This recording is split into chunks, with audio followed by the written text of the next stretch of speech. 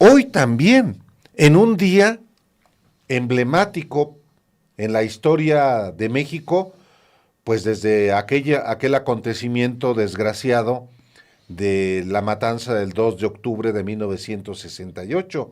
O sea, le corresponde, le toca ahora a Claudia Sheinbaum comenzar realmente su primer día como presidenta constitucional de los Estados Unidos mexicanos, laboralmente hablando, en un 2 de octubre, siendo ella, como ha dicho siempre que es, hija del 68. Entonces, también es hoy un día muy especial, a mitad de semana, en miércoles, al día siguiente de su toma de posesión, conmemorando y de qué manera el 2 de octubre, Alejandro, a nombre del Estado mexicano, pidiendo perdón a las víctimas de aquella atrocidad cometida el 2 de octubre de 1968 en la persona de Gustavo Díaz Ordaz.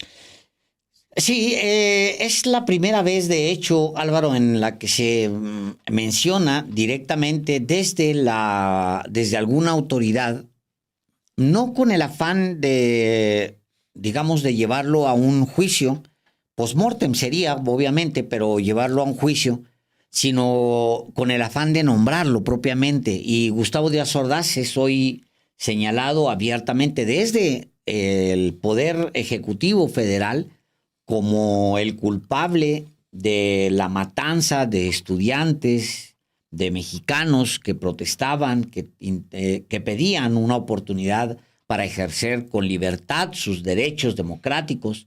Y no se le había mencionado hasta ahora este personaje horrible que todavía tuvo el descaro de ratificar, de confirmar que era un asesino en una posterior entrevista. Es en Madrid la entrevista. En Madrid, por supuesto, la entrevista. Porque lo nombra Luis Echeverría embajador ante, en aquel momento, el Reino de España.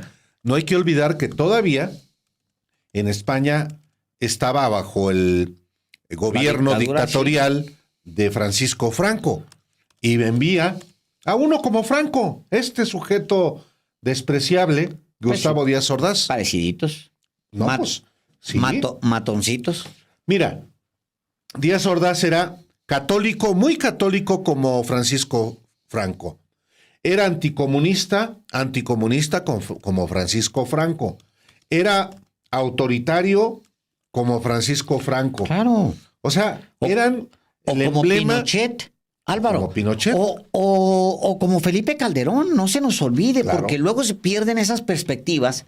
Pero, a ver, hazle otra vez la lista y es la descripción perfecta de Felipe Calderón. Se nos olvida, lo sacamos del contexto. Pero el personaje, Felipe Calderón, pues era igualito que Gustavo Díaz Ordaz. Yo, de hecho, creo, y de alguna manera lo narramos Álvaro y yo, y nos compramos pues la tesis de que hay dos momentos brutales en la historia de la derecha reciente, y son momentos donde la derecha se desborda. Es una derecha descarada y es uno es Gustavo Díaz Ordaz y el otro momento es 2006. Es el 2006. Es todas las fuerzas más oscuras de la derecha operando para imponer a un personaje que nos va a llevar a una guerra, Álvaro. O sea, ¿qué más señales de la derecha, que eso? O sea, todas las fuerzas, los núcleos empresariales, la presidencia de la República, el presidente de la Suprema Corte y la Suprema Corte de Justicia en su conjunto, los poderes de la Unión, incluyendo al legislativo, operando. Y al judicial, Alejandro. Bueno, judicial, la Suprema Corte, operando para descarrilar a un individuo, a Andrés Manuel López Obrador, que representa un riesgo para ellos. Y un dato adicional, Alejandro. Estados Unidos. Sí. Como en 1968, el papel de Estados Unidos en el 2006 es muy, muy importante. Y España, Alejandro, a veces se olvida, pero España también fue muy relevante en 2006, no solamente porque José María Aznar vino a entrometerse a México. Tampoco lo digo solamente porque vino a la toma de posesión el propio rey de los españoles, Sí. sino porque hasta en términos mediáticos, el país de España, por ejemplo, fue un medio que al nivel de Excelsior de México, al nivel de otros medios mexicanos, La Vanguardia de Barcelona, que era rabiosamente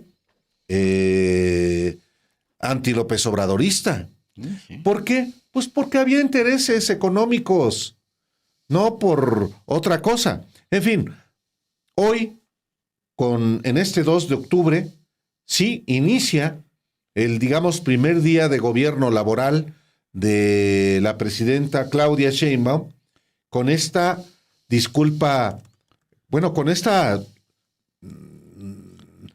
perdón, porque lo que dice justamente el acuerdo publicado hoy en el Diario Oficial de la Federación es, pues, contundente. En nombre y representación del Estado mexicano, Así es.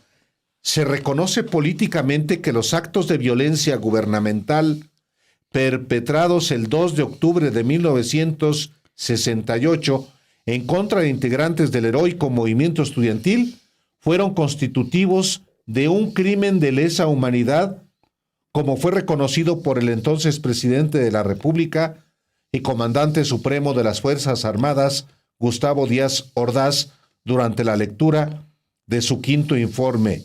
Dijo: por mi parte, asumo íntegramente la responsabilidad personal, ética, social, jurídica, político-histórica por las decisiones del gobierno en relación con los sucesos del año pasado.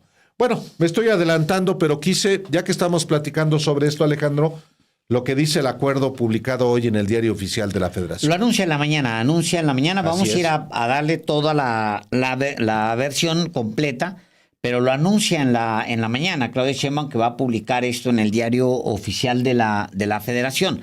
Fíjate, dos momentos importantes, Álvaro. 1962, el asesinato de Rubén Jaramillo. O sea, el asesinato de Rubén Jaramillo conmueve mucho al país, conmueve mucho a muchos grupos, conmueve mucho. Yo leía, y en alguna conversación que tuvimos aquí con Francisco Javier Pizarro, él decía que él platicaba, él había participado pues en en Acción Revolucionaria, en uno de los movimientos de lucha armada que se dieron en el México de los principios de los 1970. Él planteaba y el mismo Montemayor, Carlos Montemayor, planteaba que Rubén Jaramillo es la pérdida de la ilusión. No se va a arreglar absolutamente nada. El régimen quiere apretar el puño y no le importa destruir, matar. Rubén Jaramillo muere en 1962. Lo asesinan, Alejandro. Sí, lo asesinan a él, a su esposa embarazada. La segunda, Epifania, porque tiene dos mujeres. Dos esposas, sí. Dos esposas, Epifania. Y además a dos hijos. Él tiene 14 años cuando lucha a la orden del general Zapata, de Emiliano Zapata.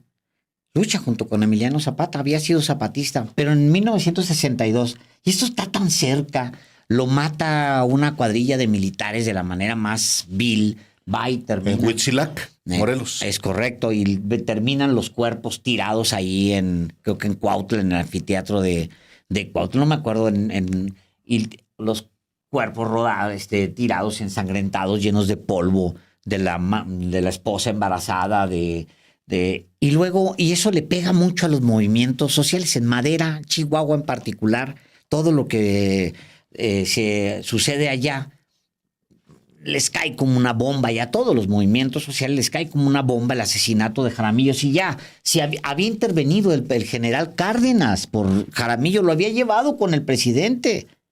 1962. Se nos olvida, pero la línea de tiempo es terrible, porque 1968, Álvaro, son 6 años después. No es nada, hombre.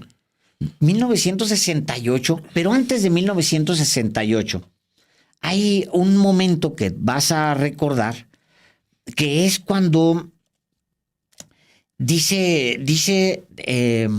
cuando dice el asesino, Gustavo Díaz Ordaz, dice el asesino que le plantea al Congreso de la Unión, déjame te doy el año, el 1 de septiembre de 1965, le plantea al Congreso de la Unión que está así cerquita de sacar las armas y usarlas.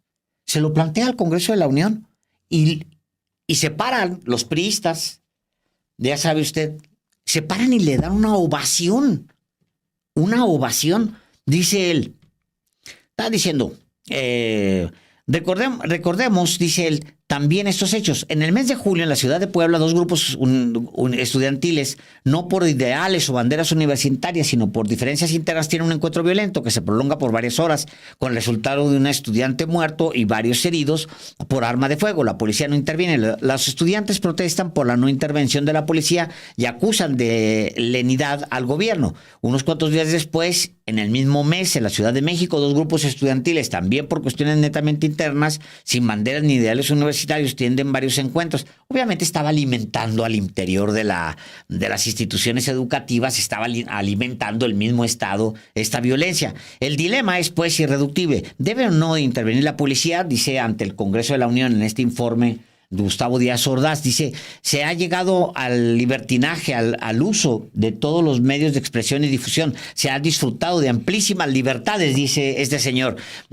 ordenadas pero contrarias al texto expreso en el artículo 90 constitucional. Y luego dice él, hemos sido tolerantes hasta excesos criticados, pero tiene su límite. Y se paran y aplauden durante 38 segundos. Un aplauso de pie. Toda la casta priista, de rateros, de gente de lo peor, aquellos diputados, usted se acordará de lentes negros que dominaban la escena política de México, toda esa casta de ladrones parados, puestos de pie, pidiéndole sangre a Porfirio Díaz Ordaz, a Gustavo Díaz Ordaz. 2 años después, púmbale. 3 años después, púmbale, el asesinato. Después de esos aplausos. Casi 1 minuto, 38 segundos de aplausos. Ovacionando a Gustavo Díaz Ordaz. Lo que viene, pues, es, obviamente, y además detrás, los empresarios. Estados Unidos, alentando. Vamos, sí, hay que entrar y... Un sector de la Iglesia Católica. Claro. ¿Por qué no me extraña? O sea, hoy leía hoy temprano y le respondía hoy temprano no lo puedo leer en público porque me dio coraje y se le respondí con una palabrota. Dije, uno que se llama Padre Eduardo Hayen Cuarón. Ah, un cura, sí. Sí. Que dijo que era un ritual de bruja. Ayer dije, van a comenzar a decir que es brujería. Sí, que es una bruja. Le escribo yo, le dije, no voy a decir la palabra que le puse, pero le puse, estos payasos pueden violar niños, sacar dinero de pueblos en la miseria y vender hasta el perdón de Dios en goteros. Pero, por favor, no prendan copal porque, es brujería. Deshonestos, vividores, sinvergüenzas, le puse este personaje vil, porque...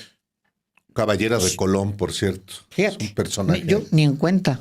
Tú que los ubicas muy bien. Sí. Es un personaje, tiene muchísimos seguidores. Un rufiancete, pues, de la Iglesia Católica, ¿no? Estos rufianes que se esconden en la sotana y hacen política. Pues que renuncie y vaya y se postule para que provoque cambios desde la política. Si quiere ser político, que suelte la sotana y que se muestre como es. Hijo. Tal cual. Bueno, Alejandro, en efecto, hoy ha concitado, a raíz, desde ayer, por supuesto que ha concitado dentro todavía de los ámbitos en los que se atrinchera la derecha, pues hasta escándalo de cómo es posible que Claudia Sheinbaum haya participado en un ritual y haber recibido el bastón de mando. Pues sí, esa es parte también de lo que va a seguir practicando la derecha en México y que ha sido la misma en la actualidad, ha sido la misma en el 2006, efectivamente, ante el fraude electoral. En 1988 también, Alejandro, con el fraude de Carlos Salinas. Y es la misma derecha, por supuesto, de 1968, la que aplaudió la matanza. La misma derecha que exigió mano dura contra los movimientos sociales, incluyendo los movimientos armados en México, y que dio lugar a la Guerra Sucia. En fin, nada que no la registre ya.